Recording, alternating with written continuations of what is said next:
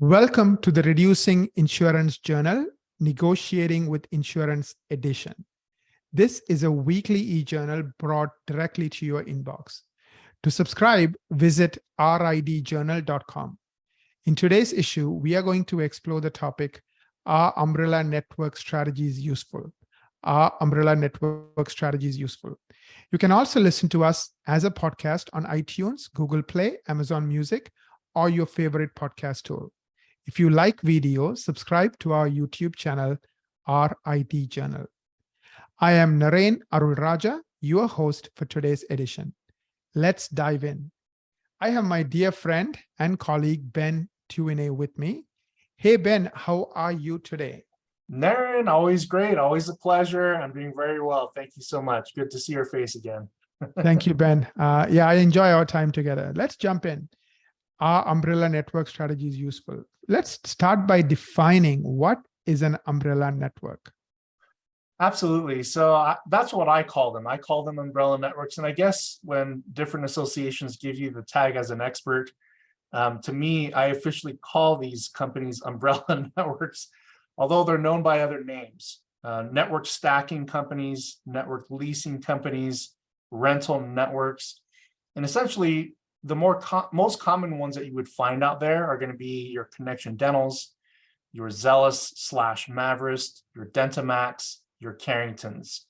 And essentially what they do is these companies sort of create a fee schedule to recruit a dental network.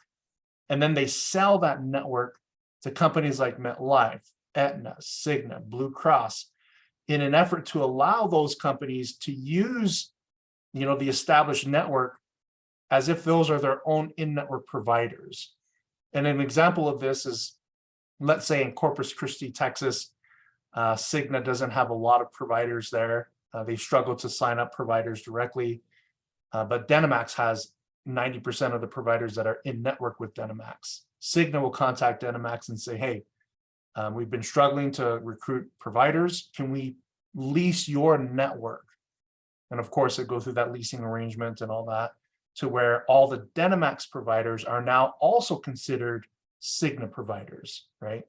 So an umbrella network is like the Dentamaxes of the world, is you have one network and you have multiple PPOs underneath that network that use that plan. So that if I sign up with Dentamax as a doctor, I can be in network with 30 major PPO plans underneath that one umbrella network contract through Dentamax. So that's, yeah. Right. So let me ask you like a tactical question. So for example, Dentamax has a plan with me and they agree to pay me, X, Y, Z for these types of services. Now, anybody else who leases my network, Dentamax, will pretty much honor the same deal that the dentist has with Dentamax. Is that correct? That is correct. So the Dentamax fee schedule is the global governing fee schedule for that PPO plan that you have that leases the Dentamax network. Got it. Is it possible to move big PPO plans such as Blue Cross, Blue Shield, or MetLife to an umbrella network? Absolutely. Now, MetLife and Cigna and Aetna, like a lot of these major networks that aren't necessarily very big in many states, the vast majority of them do have partnerships with umbrella networks, and most, if not all, umbrella networks. The Blue Cross Blue Shields of the world are more selective, where like in the state of Texas, Blue Cross Blue Shield has a contract with Dental Network of America, but Dental Network of America uses almost every umbrella network out there. So there is some strategy, right? Like if I'm in a community where there's a lot of MetLife employers that use MetLife, so there's a lot of MetLife patients, I might want to take a look at utilizing an umbrella network to contract with MetLife because potentially the fees might be better, right? Same thing if you're in Texas, looking at all the different networks that use that DNOA uses, which is going to be Dentamax, Connection Dental, Mavrist, which also goes by the name Zelis, or even Carrington. And in essence, what you're looking at with this umbrella network strategy is how can I get the best Blue Cross Blue Shield fee schedule, right? Through one of these particular networks. So in the end, yes, a lot of major networks use umbrella networks. The only dental plan that has no affiliation with any umbrella network is Delta Dental. But I Mhm. predict that within the next 5 to 10 years, Delta is going to be desperate to maintain a strong provider network and will at some point start using umbrella networks, which is good news for the industry because that does provide a strategy for the doctors to even find umbrella network strategies for even plans like Delta Dental at some point in the future. Thank you, Ben. How long does it usually take to move a certain PPO plan to an umbrella network? Good question. It really varies. A lot of times, if you're already in network with a PPO plan, like let's say Guardian, and I want to move Guardian to an umbrella network, rule number one is never let Guardian know that. Never let Guardian know that you're going to drop their network so that you can have Guardian be picked up under another umbrella network. If Guardian knows that, they're going to block that move or delay it as long as possible. So if Guardian doesn't know that, once your 90-day termination period is up with Guardian, a lot of times Guardian will pick you up under the next umbrella network within 30 days. There is a possibility that it could take longer. Now, there are plans like MetLife and Cigna and Aetna that usually take up to a full year after your termination date, that is. So in essence, you're looking at, with some insurance plans, a year to a year and a half to transition from direct contract to an indirect contract utilizing an umbrella network. But I would budget at least a year process, if not longer, for most PPO plans if you're going to be looking at a strategy like this. Right. Can umbrella networks strategies open the door to out-of-network discussions for doctors? Yeah, absolutely. When you drop a network to move it to an umbrella network, of course, you're terminating the contract to where there's always going to be a period in which you're going to be paid as an out-of-network provider. With good training and good verbiage with front office team members giving patients a heads up. For instance, I tell patients that, hey, look, you're going to see some changes on your explanation of benefit statement that we're out of network. Just ignore that. We're looking to retain our contract with your dental plan, but we're just under a renegotiating period. If you communicate effectively with your patients during that out-of-network period, what you typically find is that the vast majority of the patients don't even bother.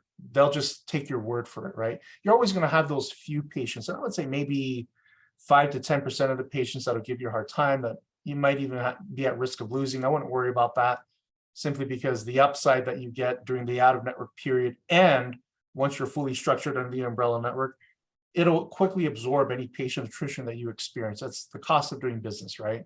Yes. But in essence, when you're in that out-of-network period, so our clients, over half of them choose to stay fully out of network, because once they experience out of network and they see that it's not as crazy as they've been told or they've been expecting, and patients are staying, patients aren't complaining, many practices typically and naturally want to go in that direction because they get paid higher out of network anyway. So yes, when you do these umbrella network strategies, I would always keep at the back of my mind, is staying out of network going to work for us long term? And if so, are patients reacting in a way during the out of network period for us to be able to do that? Right. Are there any risks in not being renewed as an in-network provider when a certain PPO plan is not picked up under an umbrella plan? Absolutely. They're like Cigna as an example, or even Aetna are choosing to not use certain umbrella networks.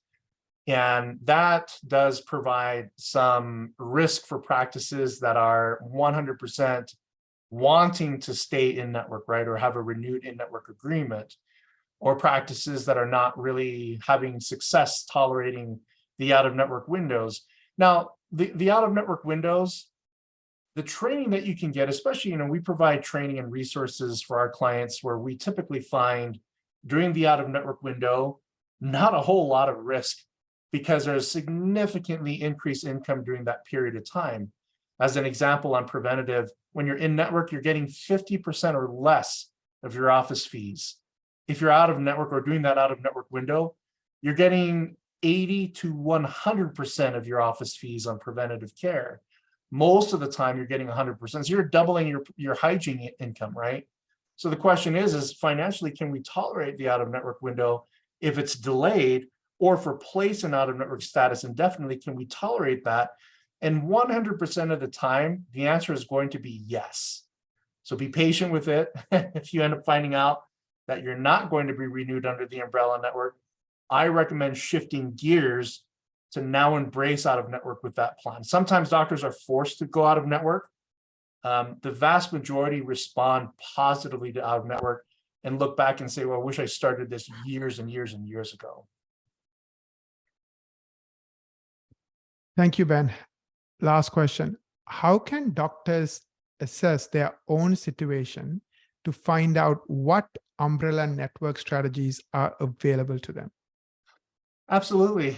We'd love to offer a complimentary consultation. If you visit our website, veritasdentalresources.com, go to the contact page, click on schedule an appointment and book a consultation. That'll be with me directly. And I'll provide a full assessment for you to allow you to at least see what the umbrella network opportunities are.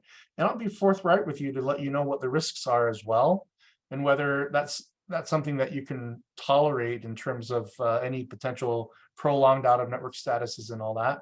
So visit our website, veritasdentalresources.com, schedule a consultation, and we'd be more than happy to help assess your situation and provide feedback.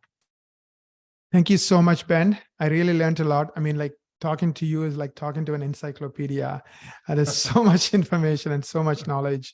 And I never stop learning from you. So thank you so much for everything you do to the dental community, and of course, to the Reducing Insurance Dependence Journal. Your knowledge is so valuable. If you love what we do here at ridjournal.com, tell your friends, share a review on iTunes or YouTube, and don't forget to subscribe. Till we meet again, I'm your host, Naren Arulraja.